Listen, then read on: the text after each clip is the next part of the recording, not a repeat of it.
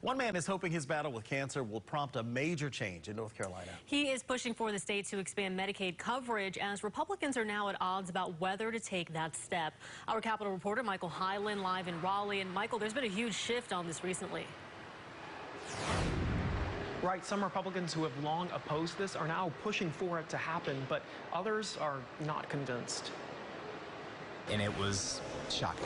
When Michael Morgan was diagnosed with a rare form of leukemia, he had to make some hard choices. He had just gone back to school, but he knew he had to leave. That cost him his health insurance. And now he had to decide, should he even go through with the treatments? We didn't know if the treatments were going to work.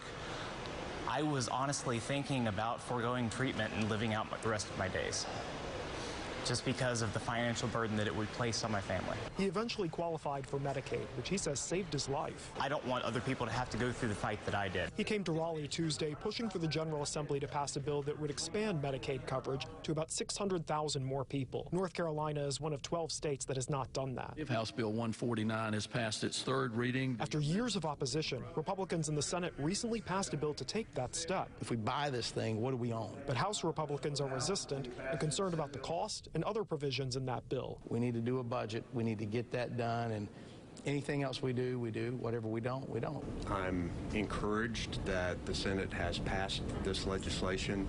I know that it will be part of the discussions that we have over the next few weeks. Morgan says he's in the clear now, has graduated college and got married, but he's concerned other people may not get that chance. You should be able to live through cancer or any other debilitating disease without being completely bankrupt and not having any sort of money. Even though this is coming up in talks about the state budget, House Speaker Tim Moore says he thinks this issue is going to wait until next year after the upcoming election. But tomorrow, cancer survivors will be rallying outside of here, pushing for them to act sooner.